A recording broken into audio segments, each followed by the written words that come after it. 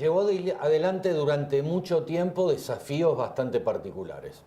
En algunos momentos hasta era bastante controvertida o chocaba en el buen sentido políticamente con muchos sectores. Pero la ideología, por más que uno no la comparta, se respeta, porque la ideología es compromiso. Diana Conti, ¿cómo estás? ¿Qué tal? ¿Cómo les va? Bien, muy bien.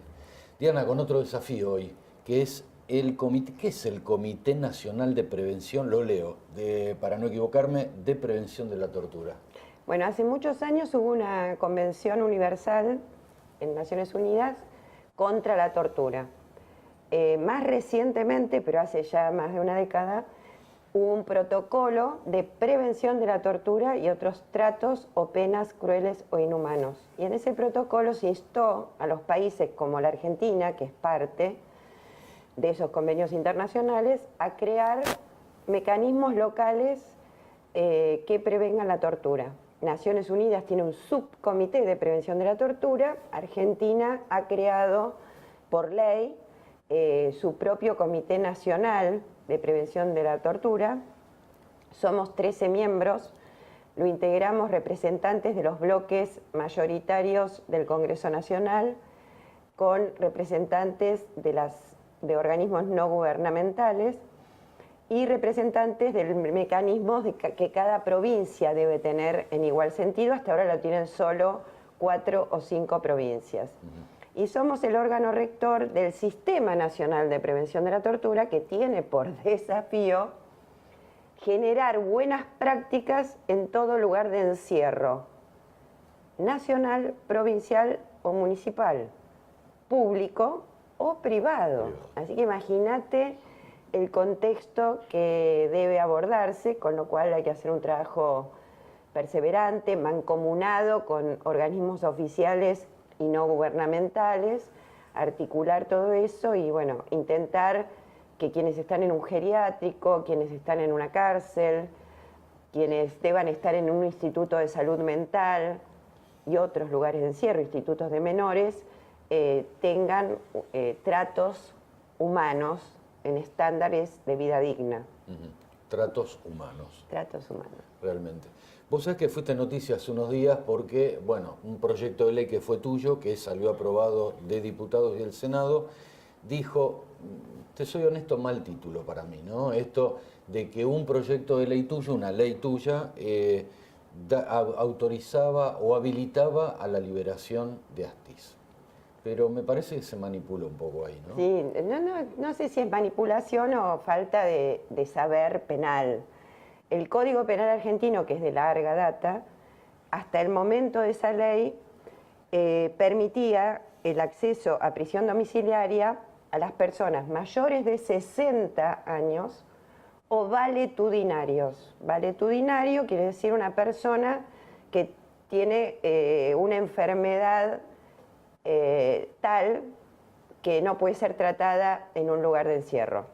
O sea, 60 años y valetudinarios. Las cuestiones de salud ya estaban previstas como posibilidad de prisión domiciliaria. En ese momento, cuando se trató el proyecto de ley, había un número significativo de mujeres presas con niños menores de 5 años. Y creo que movilizada por esa situación es que trabajamos este proyecto de ley que la edad de 60 la lleva a 70, o sea que es más gravosa. Para obtener la prisión domiciliaria se estiró la edad. A los 60 años somos jóvenes todavía. Se puso las cuestiones de tener una enfermedad terminal, estar embarazada o tener niños para las mujeres menores de 5 años, ya que en este momento las mujeres con niños menores de 5 años los tienen con ellas y esos niños se crían en prisión. O sea, cuando salgan no saben cómo abrir una puerta con picaporte, para que lo entendamos. Así que ese fue mi proyecto de ley. Lejos estaba en el ánimo beneficiar a algún represor y por otro lado los represores tienen un sistema normativo por ser delitos de lesa humanidad los que han cometido, diferente en la Argentina y en el resto del mundo que quienes cometen delitos que no son de lesa humanidad. Diana, hablando de represores, ¿dónde nos paramos con la historia? Digo, uno es mucho más que cero, ¿no? Como dijo el pensador, o sea que 10, 1 es una catástrofe, digo, pero hay muchos que dicen que fueron 9.000 los desaparecidos, 7.000, 15.000, 30.000, bueno, ¿dónde nos paramos con la historia? Bueno, yo creo que son números vivientes y por supuesto simbólicamente son 30.000 los desaparecidos, así lo cantamos, así no los olvidaremos, etc. El número de 9.000 es el que arrojó el informe de CONADEP, que en la historia está lejano en el tiempo. A ese número hay que aditarle todo lo que ha surgido de los expedientes que se llevaron adelante y se llevan adelante por reparación a los presos políticos o reparación a los desaparecidos. Hay que sumarle todo lo que surge de las causas que fueron destrabadas por el terrorismo de Estado y que da un número de víctimas mayor. Y el cruce de datos que se empezó a digitalizar en la época de la Rúa, vamos a ser sinceros, y que luego Estabas ahí, que vos. yo era la subsecretaria de Derechos Humanos, y que luego se continuó y que hoy forma parte de un archivo que está en la ex ESMA como archivo de la memoria, cuenta con un número mayor que se va a seguir incrementando, porque hay que pensar que en aquel momento, en el momento de que para la gente empezó a ser posible denunciar la tortura, la desaparición, la apropiación de niños, aquellas personas de pueblos de la Argentina profunda, sin los métodos tecnológicos actuales, no tenían ni conocimiento de que se podía denunciar, ni a veces los medios para llegar aquí, donde está el poder central, o los organismos de derechos humanos, a hacer sus denuncias.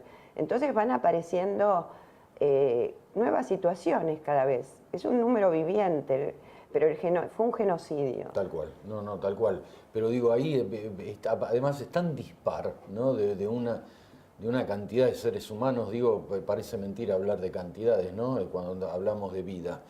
Entre una cantidad y otra que uno dice, ¿y dónde me paro con esto, no? Sí, bueno, igual que cuando se dice,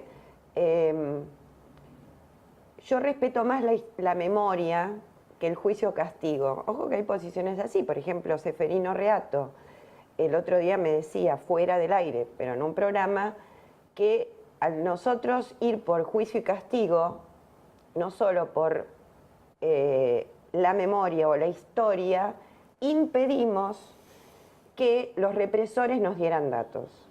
Bueno, yo te puedo asegurar que en todas las épocas democráticas se intentó el aporte de datos y registros por parte de las Fuerzas Armadas, incluso en algún momento de la Iglesia Católica y de otras entidades, y era muy difícil, era imposible que te den datos. Todos los archivos que se fueron descubriendo fueron significativamente, sí, en el periodo de Néstor o Cristina. ¿Pero por qué? Porque al conmoverse Néstor con el movimiento de derechos humanos y tomar sus banderas como política de Estado, bueno, todo el funcionariato de nuestros gobiernos también tenían una misión, un área dedicada a buscar archivos. Y así fueron apareciendo. De ahí también salen números y datos interesantes que incrementan la cifra originaria de la CONADEP. Claro. Entonces, bueno, es una memoria viviente, una historia viviente, que no hay que cerrarla, no terminó la película, todavía vamos a obtener más datos. Diana, nos quedan 3 minutitos nada más. Digo, tuviste un cambio de vida significativo, ¿no? De tantos años tarea legislativa a hoy también en parte es tarea legislativa. Digo, ¿de qué te arrepentís y qué repetirías? A ver, yo tuve muchos años de vida legislativa que lo hice con pasión y con gusto, ¿no? Representar la voluntad popular de quienes me llevaron a ese lugar, lo traté de hacer con la mayor coherencia posible, interpretándolos y con creatividad. Así que a mí me gusta la tarea legislativa, porque hay quienes te dicen yo prefiero lo ejecutivo. Lo ejecutivo es lindo, pero a mí me gustaba lo legislativo. Pero antes de eso yo tuve vida judicial. También tuve vida de abogado, o sea que estuve de ambos lados del mostrador en el tema penal y en el tema de derechos humanos. Con lo cual no me arrepiento de nada, he aprendido muchísimo, no perdí al día de hoy, mañana cumplo 62 años, la capacidad de asombro y las ganas de hacer. Así que no me puedo arrepentir de las bases y de mi propia historia que me mantiene todavía con ganas de soñar por mi pueblo.